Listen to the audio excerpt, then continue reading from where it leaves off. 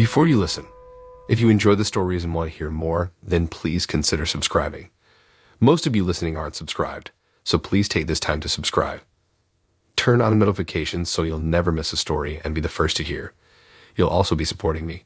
Thank you.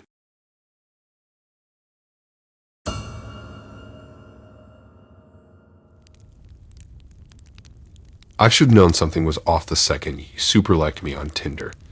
His profile pic showed a tall, athletic guy with an easygoing smile.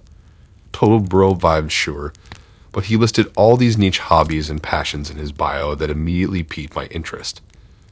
Everything from obscure indie bands to backpacking the Pacific Crest Trail to underground poetry slams. Like weirdly specific, quirky interests that really resonated with me. Zach's opening message referenced some ambient techno band I loved, and we instantly hit it off, riffing back and forth about mutual tastes and philosophies. He came across as laid back but also deep, None of those cheesy pickup lines or bragging about materialistic stuff. We just connected on this level beyond the superficial right away. Within a few days, I found myself excitedly getting ready for our first real date at a funky vegan cafe he suggested, even though most guys I know wouldn't be caught dead someplace like that. Call me foolish, okay? But I convinced myself Zach was a rare breed of evolved, open-minded dude. The kind you could bring home to mom or have intellectually stimulating conversations over fair trade coffee with. I showed up first, grabbing us a quiet corner booth, and scanning arrivals for those unmistakable surfer boy looks from his pics. When he finally strolled in, Zach stuck out like a sore thumb in his gaudy neon tank, bulging biceps glistening with fake tan. His overly gelled hair was hidden under a backwards tap-out hat as he arrogantly looked around the low-key establishment. Taken aback by the 180 from how he portrayed himself, I half-heartedly waved him over, already picking up frat bro vibes. But I tried giving him the benefit of the doubt. Maybe eccentric artsy interests and hype-beasted jockiness didn't have to be mutually exclusive. My open-minded hopes deflated when Zach shrugged off the menu with disgust, joking loudly about us leaving and getting real food before even sitting down. As I uncomfortably suggested maybe starting with coffees first, he leaned back in the booth, eyes shamelessly roving up and down my body as he pridefully launched into a long-winded monologue about his lacrosse career and sick muscle car. 0% of the conversation matched anything from our supposedly impassioned chats, building such a fast connection online. Beyond the sheer arrogance just pouring off this person I'd barely recognized from hours of getting to know him, what really made my skin crawl was the lewdness bubbling up constantly.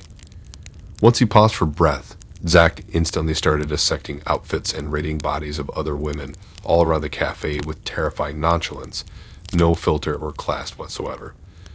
Even going so far as blatantly leering at the teenage hostess. I sat mortified watching this walking frat boy stereotype proudly objectifying any woman within eyesight. Distracted only when he would periodically turn that creepy hunter's gaze back to undressing me with his eyes whenever our conversation lulled. A pit of revulsion burned in my stomach realizing this virulent rudeness was proudly hiding behind such a carefully crafted false persona of enlightenment online. As I frantically tried coming up with excuses to escape, he dropped all pretense of even trying to impress or seduce me, suddenly grabbing for the check and loudly scoffing that such a measly bill wasn't worth the trouble of splitting. Then he tossed a crumpled $5 on the table and stood abruptly, pompously decreeing we were leaving for the kind of establishment where he could get a real drink while blatantly gawking our poor server's chest one last time. I fled in the opposite direction without a word, subtly be damned after enduring such a psychopathically disrespectful human being for the last half hour. Shaken to my core, I replayed every charming message and inside joke, wondering how I got so thoroughly duped by someone who clearly formulated an entirely artificial persona tailored to lure me in under false pretenses. Obviously, I immediately blocked and deleted Zach from any existence in my online world. But for weeks afterwards, my mind spiraled at the existential danger guys like him pose to any woman modern dating. They manipulate appearance and attitude with such dark calculation, not out of loneliness or innocent attraction, but to scout potential victims for their perverted conquest. I'll never forget the dead, predatory look in his eyes when the mask slipped entirely. No conscience or remorse. Like gaining my trust was his twisted definition of the hunt, before losing interest once I was clearly repulsed. That traumatic first and last date from hell was a huge wake-up call for me to always trust my gut instincts moving forward, no matter how perfectly a potential match portrays themselves from behind a screen. Moments like that lay bare the harsh truth that some people online aren't looking to connect at all, just consume. Not worth giving benefit of the doubt to verbal chameleons, who turn out to be wolves patiently circling in disguise. Some people are truly hollow inside beyond redemption.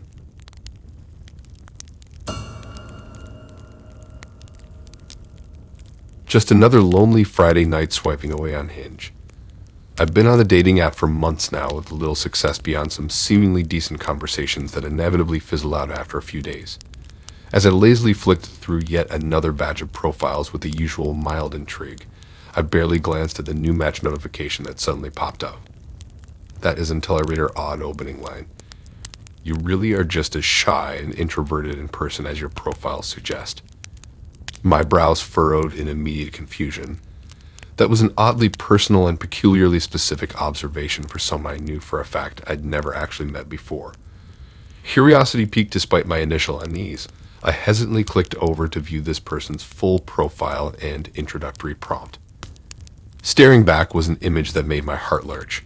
It was very clearly not a stock photo or any kind of pose dating pic at all. Instead, it appeared to be an actual candid snapshot lifted straight out of my own neglected camera roll. There I was sitting alone at what looked like an old work function, wearing an all too familiar worn-out graphic tee. I'm embarrassed to admit I basically lived in years ago back when I was much more reclusive and awkward. I squinted, perplexed at all the background details coming into focus that instantly transported me back to that specific time and place. It was unmistakably the sad remnants of my 25th birthday celebration my mom had half-heartedly attempted throwing me years ago. Before I could spiral further into wondering how or why someone could have potentially obtained that incredibly personal photo of me, another message rapidly appeared on the app. Don't be rude, Ryan. We're going to have so much fun together once you open up a little more. My entire body went cold seeing my actual first name typed out like that alongside the uncomfortable attempted wink. As I sat there unmoving, more photos started rapidly flooding my screen in a dizzying barrage. Shot after hazy shot popped up of me looking typically disheveled yet seemingly unaware, huddled at dimly lit family functions, crouched on one knee struggling to snap a group shot at some work holiday party, slouched uncomfortably on a couch somewhere amid piles of half-crumpled wrapping paper on Christmas morning somewhere. I felt my breath coming in ragged gulps, realizing more and more of these were not just simple casual pictures. Whoever had amassed this deranged personal catalog of images appeared to have been lurking completely undetected, snapping innocuous shots of me year after year across all these scenarios. Scenarios where I should have been surrounded by only the closest people in my life based on the locations and environments depicted. My mind raced to connect any logical dots here for people I knew who could possibly be capable of compiling such an unsettling, obsessive archive like this. But I drew a blank. Any previous relationships had ended too long ago to make sense. And the cold, hard truth was that I really didn't have any unhinged former friends, or the like who existed on deranged enough terms with me to somehow have intricate access to my most sacred private moments depicted in this rapidly multiplying camera roll from hell. Before I could make sense of anything, a sharp buzz from my phone signaled a new video arriving via text from an unfamiliar number. With shaky hands, I reluctantly pulled it up while silently cursing myself. I needed to get any evidence of this disturbing form of harassment documented just in case things continued escalating. The video turned out to be some kind of time-stamped outdoor security footage. The camera steadily panned in the silent clip over what I instantly recognized as the main parking lot to my apartment building. As the lens lazily traced across each silent row, I watched in gradually building panic as my decade-old tan Corolla came pulling into an empty space around 3 a.m. Several minutes later, some larger figure emerged into view of the deserted lot, cautiously looking around before creeping into the back seat of my vehicle.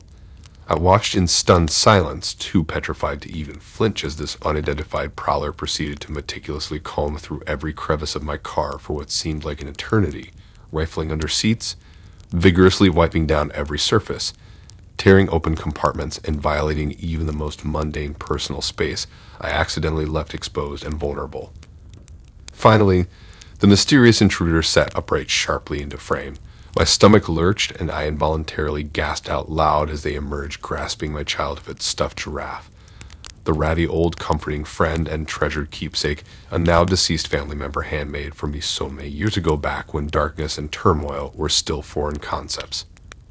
I hurled my phone away from me with a yelp, feeling suddenly and utterly sickened watching this twisted individual depart so calmly after defiling what little innocence and sense of security still remained intact within my world. Just as the device clattered across my hardwoods, another flurry of notifications sounded as if on cue, a barrage of pictures appearing one after another now in the dating app's DN screen. A clear view into my dimly lit bedroom from the lot.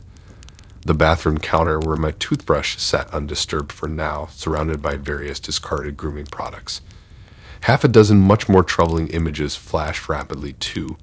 Screenshots I recognized instantly as having been lifted directly from my password-protected online accounts. Emails, health apps loaded with private journaling, plus pictures of handwritten notes and reminders written only for my own personal use during periodic depressive spirals. As my own screams and failed attempts to halt the relentless onslaught of shocking reveals echoed throughout my place, I desperately tried snatching up and eliminating the source. But deep down I already knew it was too late. Whoever had singled me out for this sadistic digital violation had apparently succeeded on such an extreme and disturbing level that I realized my peace of mind and sense of self may never ever recover.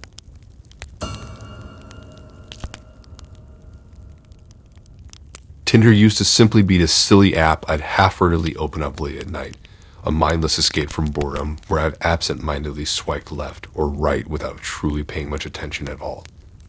Just zoning out while letting an endless parade of random strangers' faces blur together on the small screen, barely registering as I rapidly dismissed them one after another. But from the moment I reopened the app tonight and started my usual routine of idly judging people solely on their photos, something just felt different. An odd, tingling sense of anticipation buzzed through me as I rapidly cycled through batch after batch of swiping decisions, until suddenly, one particular visage made me lurch backward, stunned, my heart jackraveting into an intense gallop.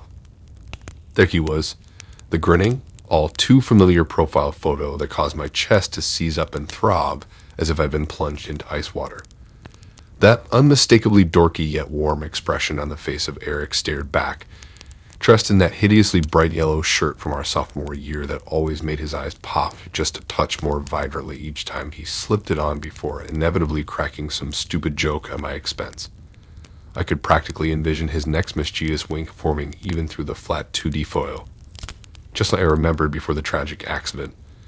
And strangled yelp escaped my lips as I reflexively recoiled, eyes instantly stinging with the scorching wave of tears that ambushed my eyes. Even after all these years since the fatal wreck, too much time could never fully deaden that searing wound. Fists clenching around the edges of my phone until the plastic frame creaked dangerously, I squinted and leaned in, chest heaving now with increasingly ragged breaths. For one solitary, delirious instant of rose-hued nostalgia, I desperately clung to hope that this was maybe an inactive or long-deleted account I'd simply forgotten about back when we were still those same laughing, reckless boys who considered ourselves invincible and untouchable by mortality itself. But that couldn't be, could it? Any digital footprint left behind by Eric should have vanished ages ago following his brutal, premature departure from this physical world. Unless... no. I shook my head sternly to drive those insane notions out of reality. Obviously, this had to be some ashole troll punking me. A tasteless joke from an unknown, cruel soul intent on dredging up the anguish of losing my lifelong friend so viscerally through a mean-spirited but ultimately mundane act of catfishing. Despite the surreal swell of decades-old anguish rising within me like the emotional tides of a rough sea, I resolved to swipe left and dismiss this twisted gag for what it was. But as much I willed my thumb to flick across and evacuate the illusory mirage, some greater force beyond my moral control magnetically lashed me into stillness. All at once, a tsunami of memories came crashing back, warm laughter bouncing between us at 3 a.m. after trading outrageously jinxed night fishing stories by the vacant lot's riverbank. Roaring down deserted back roads in Eric's barely maintained junker, that familiar, vaguely disappointed grunt he'd sigh after painfully digesting yet another of my horrific puns or jokes fallen flat. falling asleep in a tangle of limbs, scrunched together on his busted sofa, our drunken mumblings trailing off into soft snores while pizza boxes and video game controllers scattered around us. Feverish flashbacks of raucous evenings, stretching into blurry dawns we'd soaked up side by side through what we arrogantly assumed were the highest highs and lowest lows life could possibly sung for us. All spinning back through my memory's eye with haunting, visceral clarity, now electrified by the entity beckoning from the other side of that innocuous dating profile image. With a sudden serene resolve punctuated only by the soft thump of my phone clattering to the carpet, my trembling thumb instinctively arsed across the screen and swiped right to engage with the apparition presenting itself. My entire core convulsed instantaneously with violent flashes of frostbitten realization as that nightmarish flurry of unmistakable words crackled forth on screen. You matched. What? Dark sorcery. My leading legs dissolved as I crumpled to the floor, primal shrieks tearing from deep within my diaphragm. We never so much as flirtatiously engaged during our shared years roaming this earthly plane. Yet now the irrevocable cold truth remained etched in the digital ether. Eric had swiped right matching back with me, somehow bridging the primal divide between physical realms and that frisson of ones and zeros, firing back and forth across the great universal abyss separating us. My fingers seared like molten lead as I desperately punched at the screen to delete, deactivate, exorcise anything that allowed this spectral link to be established. But the verdant, smiling visage remained, awaiting its next chance to crawl back through whatever cosmic fissure enabled this hell-spawned transmogrification. What followed was an onslaught of night-filled torment, sleepless weeks unspooling into chilly months of frenzied delusions culminating in an intensifying psychosis swirling ever outward as Eric's lingering essence seemed to seep from the prior encounter like a malignant rot overtaking every facet of my faltering grasp on reality. Ghostly echoes of his signature laughter echoed out to me amidst the bustling chatter of anonymous crowds I scurried through during the day. Lazy trails of his favorite brand of clove cigarette smoke would whisper in tendrils through any slightly darkened alleyways I approached with gritted dread. Eerie flashes of his towel-headed frame pacing aimlessly through my periphery kept my throat permanently torn raw from stifling, blood-curdling screams. Each flickering window I passed at night clung to a warped, transitory imprint of his mirthful features frozen in that last signature expression before his brutal, untimely exit. Waking terrors festered and snowballed into more tangible apparitions, where Eric's unbitten visage merely lurking taunted me with its serene ambiguity. It wasn't until nearly hitting spiritual rock bottom that my bleeding heart finally found a glimmer of weary respite. Maybe I reluctantly allowed one counselor's consoling hypothesis to ferment within my unraveling psyche. Maybe this truly wasn't some parasitic haunting, but rather more of an encoded, fail-safe Eric unconsciously embedded across our data footprint, not unlike a cosmic homing beacon. Broadcasting his eternal essence outward in restless transit, beckoning to intersect through any final wistful meet-up with my own spirit clung to on this realm.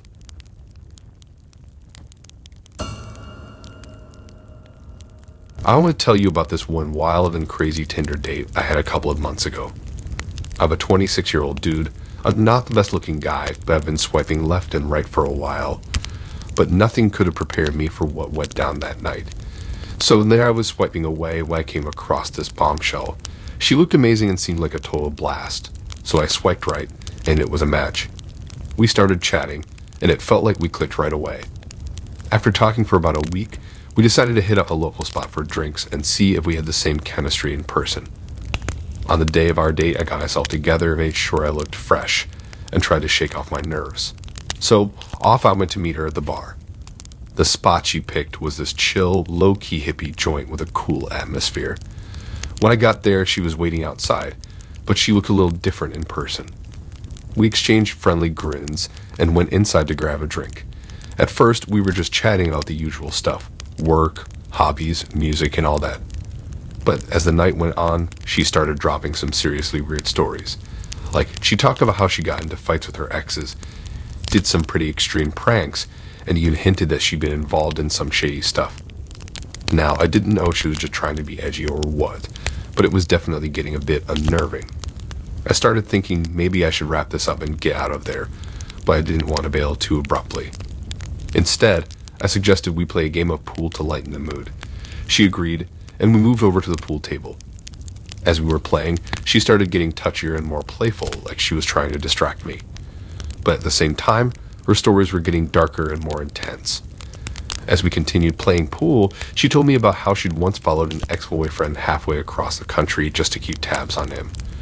She explained that she'd rented a car and tracked him down, hiding in the shadows and watching his every move. This girl went all out, even creating fake social media profiles to stalk him and the people he was with. I couldn't believe what I was hearing, and I was getting more and more freaked out by the minute. While she was sharing her twisted tale, she started getting even closer to me, brushing her hand against mine as we took turns playing pool.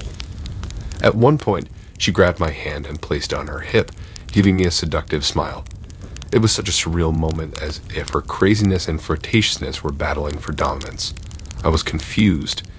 Just when I thought it couldn't get any worse, she revealed that she'd once broken into her ex's apartment to confront him and the girl he was seeing. She described the fear in their eyes as she screamed and threw things at them, then nonchalantly mentioned that she'd end up in jail for a night because of it. She seemed almost proud of her actions, which left me completely baffled and scared. So many red flags. Finally, I couldn't take it anymore. I told her I had a super early start the next day and needed to head home. She seemed bummed but said she'd walk me to my car. I didn't want to be rude, so I went along with it, even though my gut was telling me to get away as fast as possible. As we walked to my car, she started talking about her plans for the future, which somehow involved us getting married and having kids. I kid you not, I was freaking out inside, but I tried to keep my cool on the outside. When we reached my car, she tried to kiss me, but I pulled back, saying I had a great time but needed to get going. She seemed a little hurt, but finally backed off. I hopped in my car and drove off, my heart pounding like crazy. The second I got home, I blocked her on Tinder and all social media, hoping I'd never have to deal with that level of crazy again. That night taught me a valuable lesson about trusting my instincts and being careful with online dating. So there you have it, the story of my nightmare Tinder date with a psycho girl. It still gives me the creeps just thinking about it.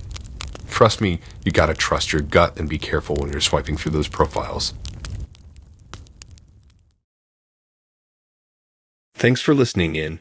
If you like these stories and want to hear more, then please subscribe and like and support this new channel. We have more stories for you to listen to.